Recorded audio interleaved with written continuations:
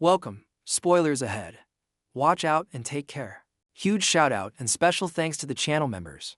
The manga starts by taking us to a frozen wasteland, explaining how a white monster lives there, and it's a white serpent that devours glaciers. There's also a gray bear that causes earthquakes and a vile rat that pollutes the seas. But an emperor who returned alive from the white wasteland once said, "The most dangerous thing there aren't the beast at all. We're taken deeper." The white wasteland. We see a barbarian woman stomping on a bug, creating a giant explosion. Barbarian man grips onto another bug and rips it apart with his bare hands. As another man is slowly walking forward, the bugs are terrified of just his presence. And it's understandable why, as we see him effortlessly cut them into pieces. He looks at the other guy who ripped the bug apart and says only a barbarian would proudly wear their ignorance like that. He asks how much longer he needs to hang around these ignorant brutes. The woman asked what he means by ignorant and if it's something they can eat. He sighs, saying never mind, as they start eating the bugs they just killed. The guy says he told them specifically not to eat that because it would kill them. They realize they made a mistake, and he starts glaring at them. He says it's been less than a week, and they already ate it all. The woman goes to explain it and says that it was the most noble challenge. The guy asks why she's so proud of it. Before Baldy understands that what they ate was actually poisonous, and he begins foaming out of the mouth. We learn that Baldy's name is Greta, and the girl is surprised after seeing him fall over, and she tells him to get a hold of himself. Smart one watches, and as soon as she starts slapping the hell out of Greta to wake him up, he turns away and looks into the snow, saying this is not what he wants at all. In a world of fantasy and a world of wonder and magic, he quit his job, set off on a journey. He climbed the tallest mountain on Earth and reached the very center of the planet. He even made it to the southernmost point of the globe, but of course, nothing happened. Reality was the furthest thing from fantasy. Every night he prayed that when he woke up, he would be in the middle of a dream, and one day, that prayer came true. It jumps to elsewhere as we see a carriage being taken through the snow, and one of the dudes is complaining, and his boss tells him to wrap up tighter unless he wants to freeze to death. The mercenaries say that even if the rewards are great, this is plain foolish, since he says that crossing the white wasteland means that he has to be insane. His captain tells him to be quiet since they all agreed to this. They say they did, but they didn't think it would be like this. Inside of the wagon, we see a butler clicking his tongue. He then clears his throat, asking the lady inside the carriage. She's fine. She smiles, saying that she is. Her name is Milena of the Akasha family. Outside, the mercenaries are complaining about how they're going to freeze to death. The butler says this is rude of them, but Milena says that he shouldn't be too harsh since they are the ones who willingly escort them through this wasteland, and that they should bring them inside as they look like they're going to freeze to death as the snow continues to pour. The butler says no, and that she already knows what dwells in these wastelands. She says that she knows of the monsters and explains that a long time ago, an emperor who wanted to claim the entire world set his sights on conquering this white wasteland. He led countless warriors and soldiers and even entered the wasteland himself. And years later, just as the empire had collapsed and faded from memory, the emperor had returned. He had lost all his men, returning alone and broken. He looked at Cades and spoke like someone who had lost his mind.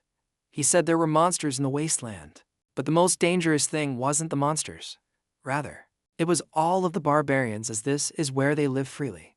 The butler says that it's probably just a legend. Milena says the emperor's words held weight, and many of the monsters he described were later confirmed to exist. The butler laughs, saying there's never been a single sight of a barbarian. Milena says that is true, as there are countless tales being told about the barbarians, but not a single sighting. The captain tells everybody to stop as there's something out there. One of the other mercenaries asks what it is, and when he opens his eyes, all they see is a shadow because they can't see clearly. The captain then gets a better look at what it is, saying that he's got good news and bad news. His men tell him spit it out, and he says the good news is that it's small. The bad news is that it's coming directly towards them. Everybody looks to be on edge as the captain reaches for his sword in a panic. They realize that it's actually a human. They get a better look at his white hair and the fact that he's barely wearing clothing. They now understand what they're facing, and they all freeze up at the sight of a barbarian. The man glances toward them, and he says that he came out for a stroll because he was sick of looking at other barbarians, and yet he found outsiders in the snow. And that sure is lucky. The man smiles, saying that he did not expect to run into anyone out here. We finally learn that he is an Ashen barbarian named Kettle. He says it's nice to meet them, He looks around and asks if they're merchants. They say they are, and he says that he takes them to their hired guards. Captain says that's right, and Kettle says that he suggests they turn back, though he doubts they will. The captain freezes up, and Kettle realizes that someone must be in the carriage. Milena is nervously sitting inside the carriage, and the captain is still scared, and Kettle offers his services to them. They're all confused, and he asks if he was too unclear, and that he's offering to help them cross the wasteland. Captain says that a barbarian from the legends is asking to join them, and if this is really all he wants, asking if he's really not hostile. Kettle says if he were, they'd already be dead. Realizing that he's right, the captain turns and knocks on the carriage, asking if she heard that. Milena says that she did, and the butler asks what's going on. The captain says that the barbarian wants to be a mercenary, asking what she wants to do about it. Milena thinks about it, asking if they fought him if they could win. The captain says he personally would not recommend it as he can tell the dude is a beast. Milena then hesitates but says that they can do it, and that they will accept his offer. Captain says okay, and he turns back telling Kettle that she has agreed. Kettle smiles saying that is some great news. They're still scared of him, and he starts slowly approaching them. The captain asks what he wants and Kettle tells him to relax, as they're just the hired help and he needs to speak to the one in charge. Face to face. The captain says that if he tries anything, and Kettle says he already knows that he'll regret it, and he starts walking past him. One of the mercenaries asks if it's really okay to let them meet. Captain says that the employer already gave her consent, but they're still very uneasy about it, saying that they should try stopping him. The captain asks how the hell they plan to do that, and they should not be ridiculous, even though. Butler, freaking out, asking what she has done, and Milena tells him to calm down. Kettle then knocks on the carriage asking if he can enter. Poor Butler is having a heart attack, and Milena audibly gulps before saying, "Come in." Kettle begins smiling.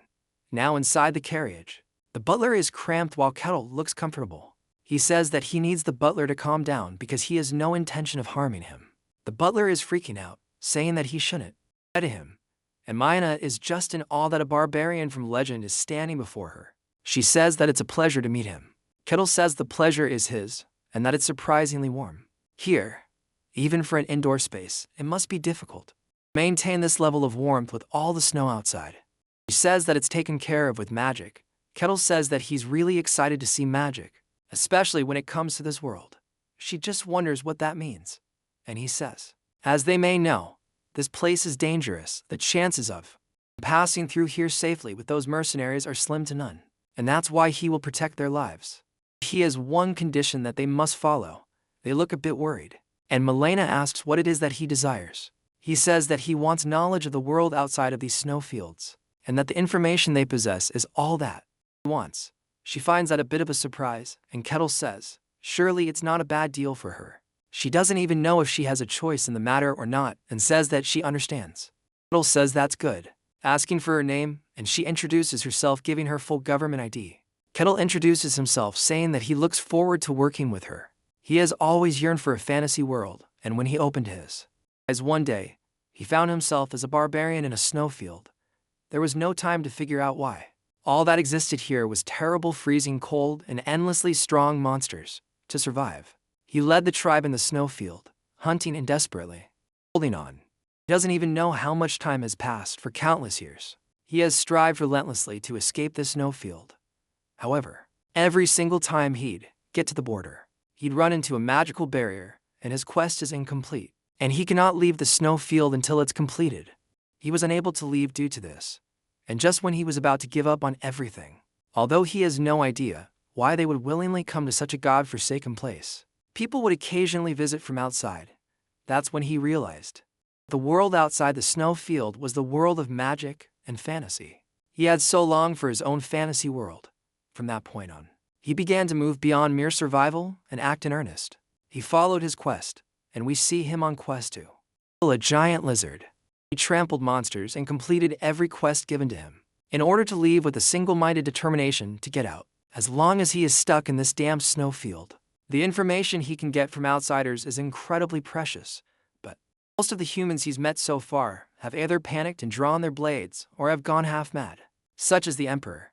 And this time, it seems like he can have a proper conversation, and he wonders how long has it been since he's had someone he can talk to like this, as he's been surrounded by nothing but ignorant barbarians. He listens to the rattling of the carriages, saying that it seems like she's transporting weapons. She's surprised, asking how he knew. He says he can hear the sharp clang of steel from the wagons, and there's no way he wouldn't be able to tell. He then asks if there's a war going on outside. She says there is. The Empire and the Kingdom are currently at war. Kettle says that the outside world isn't peaceful. She says it's not. Massive Empire is pushing forward with overwhelming numbers and supplies.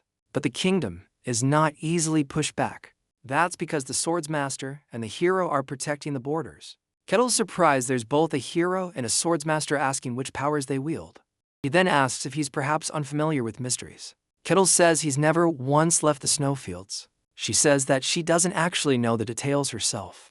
But there exists a power in the world known as mystery. Only a very small number. People can sense or use it, and they are granted one of the 5 ranks of strength. First, the third rate. This refers to those who can sense the power. The second rate is people who can use the power. First are individuals who can manifest the power. Mystery is mana or aura. Typically, knights, mages, and spirit summoners belong to this. Beyond that, the ranks become meaningless as they are individuals who have surpassed common comprehension. Transcendent are beings who can dominate and freely wield mystery, capable of splitting heaven and earth. Swords Master belongs to this rank. The hero is in a league of his own. He is a monster who has gone beyond the domination of mystery to influence the world itself. The hero in and of itself is a legendary existence. In fact, the very act of having one's strength quantified and named is proof of that strength. Even a third rate is considered a powerful individual in a small domain. Kettle says he wants to meet them. She asks him to repeat. She just looks surprised by this. Kettle says he can't even remember how long he's been trapped here and he is just desperate to survive. All he knows is that this is a snowfield in the middle of a fantasy world and he can't escape. And that he's always yearned to explore a fantasy world and he really wants to get out of here. He smiles, saying that it's not a want but a must. Mayana asks if he's a barbarian. He says it wouldn't be wrong to say that's the case, and judging by their reactions, they seem to be aware of the barbarian's existence. She says that's because of legend. Kettle is surprised asking about it, and she just finds it curious that he didn't know, even though he said that he's never gone out. He then tells him about the Emperor, and Kettle recalls it, saying that he thought he was just a madman. She asks what he means, and he says it was nothing, but her legends are probably correct, as he's met people like that before. He then comments the number of wagons, saying that it seems she's transporting a rather large quantity of weapons, asking why they are passing through the snowfield. She's surprised and then tells him that they're in a bad spot and that she needs a lot of money. He asks why, and she tells him that her family has been in commerce for generations. They accumulated a great deal of wealth, but due to the sabotage of those who were jealous, they had a crazy amount of debt. This journey is to prevent her family's downfall. Kettle says in that case, she must be planning to sell weapons to the kingdom that is the war of the Empire.